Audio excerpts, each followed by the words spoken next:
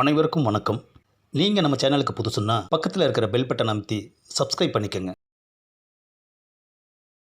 ஆஹா, என்னது பேய்தான்னு நம்பாமல் போனவன் திரும்பி வர்றான். ஒருவேளை பயந்துட்டானோ? வாப்பா, இப்போத்தான் பேய்தான்னு சொன்னதுக்கு நம்பாமல் போன, இப்போ திரும்ப வந்திருக்க. ம், ஒரு சின்ன சந்தேகம். சந்தேகமா? ஆமாம், பேய் விஷயத்தில். பேய் இல்லைன்னு சொல்லிட்டு இப்போ பேய் விஷயத்தில் சந்தேகம்னு சொல்லி வந்திருக்கியேப்பா. சொல்லு, என்ன சந்தேகம்? கண்டிப்பாக இவனோட சந்தேகம் பேயை பற்றி தான் இருக்கும். ஆமாம்.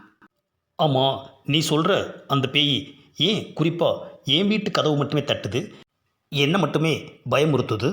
ஏன் அப்படி? ஆஹா, பாயிண்ட்டை பிடிச்சிட்டான ஐயா. அது அது வந்துப்பா. நீ ஏன் தடுமாறுற? ஏப்பா, என்னமோ நான் சொல்லி கொடுத்து அந்த பேயை அனுப்பி வச்ச மாதிரி என்கிட்ட வந்து கேட்குற.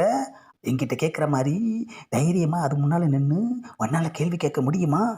என் முன்னாடி வந்ததுன்னா கண்டிப்பாக கேட்பேன். ஏப்பா, எதுக்குப்பா விசப்பரிச்ச? பேய் உன் வீட்டில் இல்லை, என்னோட சொந்த வீட்டுக்கு வந்திருக்கு. அதனால் பூசாரியை கூப்பிட்டு சாமி வரவழைச்சி கேட்டுட்டா என்ன ஏதுங்கிறது தெரிஞ்சிடும். ஏன் அது அவருக்கு தெரிஞ்ச பேயா? எப்பா உசுரை வாங்குற? நீ உசாரா பின்வாங்குறியே. The next day. ஆஹா, இப்போ தான் இவன் பாயிண்ட்டுக்கு வந்திருக்கான். இப்போவாவது அட்வான்ஸ் கொடுக்குறானான்னு பார்ப்போம்.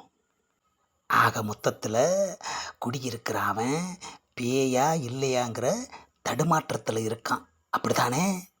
அதே தான் பூசாரி. நான் ஒன்று சொன்னால் கேட்பீங்களா?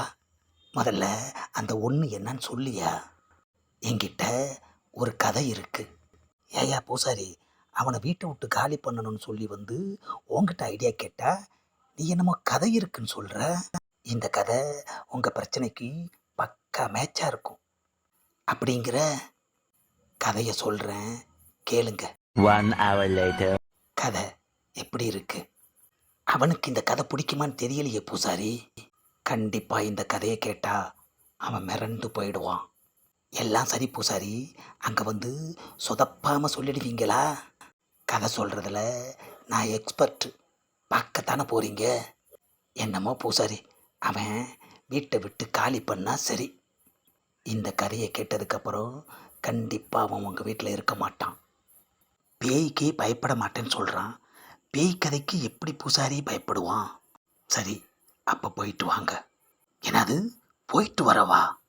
என்னை பொறுத்த வரைக்கும் கதை சொல்கிறத தவிர வேறு வழியே இல்லை. சரி பூசாரி, நான் சொல்கிறப்ப வந்து இந்த கதையை அவங்கிட்ட நீங்கள் சொல்லுங்கள். இப்போவாச்சும் ஏதாச்சும் அட்வான்ஸ் கொடுத்துட்டு போங்க. கதை சொல்கிறதுக்கு முன்னாடியே அட்வான்ஸா? கதையை சொல்லுங்கள், அவனோட ரியாக்ஷன் என்னன்னு பார்த்துட்டு அதுக்கப்புறமா அட்வான்ஸ் தரேன். ஆஹா, காசை கண்ணில் காட்ட மாட்டேங்கிறான் ஐயா.